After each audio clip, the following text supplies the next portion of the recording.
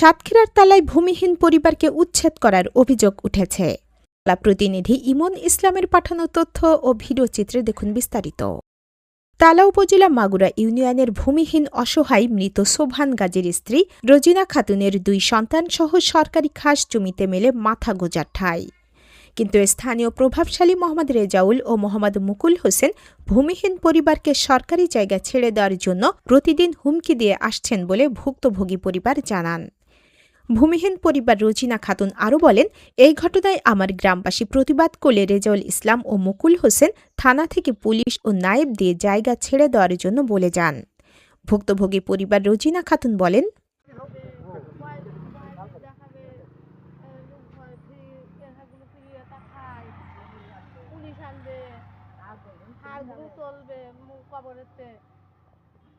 তারপরে আমার নির্যাতন করে, মানে থাকতে দেবে না, পুলিশ নিয়ে এসে থাকতে দেবে না। কে এই লোকটা কে? ওই রিজাউল। রিজাউল কি কিসের ভয় দেখায়? পুলিশ নিয়ে আসবে, কেস করবে। এখানে রিজাউলের জায়গা? এই সরকারি জায়গা। সরকারি জায়গা আপনি থাকেন, আপনার কি সামনে নাই এই জন্য নাকি? হ্যাঁ। ওই গাছ গাছালি বেশি নাই? আর ওই আমঠাম তেঁতুল সব বেশি নেয়। এই পুকুরটা কে খায়? ওই রিজাউল। রিজাউলকে না কিভাবে খায়? ওই মসজিদ কান্দারের তে নিয়ে আসে। মসজিদ বিষয়টা আলাদা বিষয়। সরকারি জায়গা নিতে গেলে আপনার হ্যাঁ ওই নিয়ে আসে রিজাউল। এই রিজাউল সবসময় ভয় দিতে দেয়? হ্যাঁ সবসময় ভয় দিতে দেয়। আপনার সাপোর্ট দেয় আছে এই গ্রামে কে বেশিরভাগ? সেদুল ভাই, আবার ফারুক ভাই, মাসুম, আমিনুল ভাই, আমিনুল। দেখ বিএনপি সবাই আপনাকে সাপোর্ট দেয়। হ্যাঁ কিন্তু রিজাউল শুধু আপনাকে ঝামেলা করে। হ্যাঁ রিজাউল আমার। আপনি কি চাচ্ছেন? আমি এই জায়গায় একটু থাকবো, আচ্ছা না তাই আমি সেটা আমার 2 বাচ্চা আছেন। স্থানীয় বাসিন্দা বলেন, আমার নাম মোহাম্মদ ফারুক হোসেন, আমার পেশা ডাক্তারি, সেই হিসাবে আমি ডাক্তার ফারুক হোসেন। আসলে এখানে কাহিনীটা জানার জন্য। কাহিনীটা কি, এখানে আমরা যারা এক এলাকার লোক, এখানে আমরা সবাই মিলেমিশে বসবাস করি। এই যে সোবহান আমার জানা মতো এখানে প্রায় 15 থেকে 20 বছর এখানে বসবাস করে। উনি বেশি থাকতে এই ছোটো ঘরটা ছিল, আর ওই পাশে একটা ঘর উনি বাদাম ভাজলেন বিক্রি করতেন। ওনার গায়ে এক প্রকার গা ছিল, একটা অসুখ ছিল। আর ওনার স্ত্রী বা সন্তানকে দেখিছেন তো, সাইজ পার দেখি তো বোঝা যাচ্ছে যে আসলে ওনারা কোন লেভেলের লোক। এক কথা ওনারা অসহায়। তো সেই হিসাবে এখানে যে জেলা পরিষদের যে সম্পদ, এখানে 3 একরের পারে শুনেছি এখানে পুকুর, তা আসলে 3 একর আছে কিনা আমি জানি না। এই পুকুরের পানি সবাই খায়। এর পাশে যে ফিল্টার আছে দেখতেছেন, প্রতিদিন 1 থেকে 200 পরিবার এখান থেকে পানি নেয়। কিন্তু পুকুরি পরিবারে আপনি নিশ্চয়ই দেখেছেন, ওই যে বাগপাড়ার থেকে যে ওই আপনারা যে আলালেদের জমির পাশে, ও পাশে আমিনুর ভাই জমির পাশে, ওখান থেকে 5-6 গর্ত যে খানাটা আছে, প্রতি বছর বাগপাড়ার গোবরের পানি, রান্নাঘরের পানি, সেচির পানি ওই পুকুরেই পড়ে। ওই পাশে একজন পোলট্রি ব্যবসা করে, আলালেরা তার সেলি সোহেল ওখানে পোলট্রির পায়খানা নিয়ে রেখেছে, সে পানি পুকুরি পড়ে। এবং পুকুরের বিগত 17 বছর ধরে ফ্যাসিজমের আমলে এখানে জেলা পরিষদে পাশ করায়নি, বৈধভাবে হোক যা হোক বাবুলাল দাদা এই করতেন। তো এই পুকুরটা কেউ, এই যে পানি খায় পুকুরটাকেও সংস্কার করেনি। পুকুরের যে ময়লা আছে, পুকুরের যে শ্যাওলা আছে, কেউ পরিষ্কার করেনি।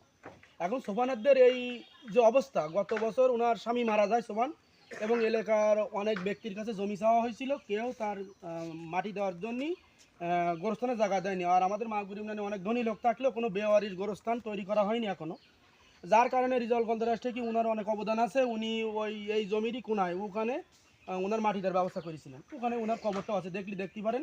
তারপরে ওনার ওই 2টো সন্তান, ওই বিধবা মহিলা আছে এখানে অসহায়। আমাদের ঢাকায় আমাদের মাগুরারই কৃতি সন্তান সাতকেড়ি বাড়ি সিরাজুল ইসলাম, উনি ঢাকার বিশিষ্ট ব্যবসায়ী।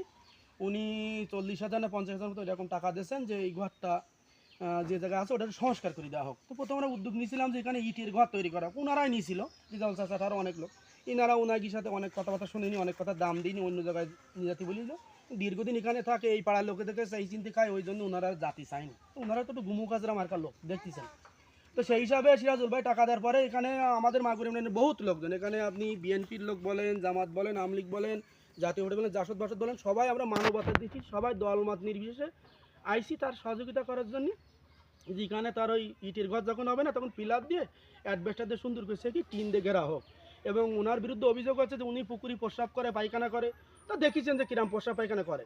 এই ঘরটা তৈরি করে দেওয়ার পরে আমরা উদ্যোগ নিয়েছি যে আমরা ওই সাইডে ওনাকে গিরি দেবো, উনি আদতে পুকুরি যাবে না, এমনকি ফিল্টারে পানিও খাবে না। আমরা এই ফাঁকা জায়গায় চান্দা ওঠাই, টাকা নিয়ে মানুষের কাছ থেকে অনুদানের টাকা নেয়, একটা টিউবওয়েল বসাবো যাতে ওনারা ভালোভাবে বসবাস করতে পারে। কিন্তু এর পাশাপাশি পাশের আরও আমাদের কিছু লোকজন আছে যাদের কাছে জিনিসটা পছন্দ হচ্ছে না, তারা বলছে আমরা এখানে দীর্ঘদিনটা প্রজেক্ট আনবো, বাজেট করাবো জেলা পরিষদের থেকে। সেটা ভালো উদ্যোগ, মানুষজন পানি খাতি বাড়বে, সে ভালো কথা, আমরা সেটাকে সাধুবাদ জানাই। কিন্তু ইনাগির আপাতত বসবাসের জন্য তো একটা স্থানের দরকার। গতকালকে রাত্রি ঝড় এই বর্ষার জন্য কিন্তু পলিটিক তলে ছিলেন, আমরা হয়তো অনেকে ভালো জায়গায় ছিলাম। এখানে কারোর কোনো আমরা শত্রু ভাবিনি। এখানে যে রিজাউল কলদারের বিরুদ্ধে বইতে যে অনেক কথাবার্তার বইতে আরও লোকজন আছে, আমরা কোনো বিরুদ্ধে আচরণ না, কারণ তারা আমরা একই এলাকায় বসবাস, আজ মলিকাল দুদিন। এখানে যখন বড় প্রজেক্ট আসে তখন দেখা যাবে যদি তাদের এখান থেকে নিকালি ভালো হয় তখন অবশ্যই গভর্নমেন্ট বা আমরা এলাকার লোক ভাববো। কিন্তু আপাতত উনাগির বসবাসযোগ্য যাতে একটু ভালোভাবে থাকতে পারে তার ব্যবস্থার জন্য আমরা এটা করছি। আর এর জন্যই আমরা জানতেছেন যে কারা কারা বাধা দিচ্ছে কি না দিচ্ছে সবাই তো জানে, ঠিক আছে, আমি আর নাই বা বললাম। তবে আমি মনে করি এখানে আমাদের সব মিলেমিশে কাজটা করে দেওয়া উচিত এবং আমরা চাই এখানে সুখী শান্তি তারা বসবাস করে। ধন্যবাদ আপনাকে। আসসালামু আলাইকুম।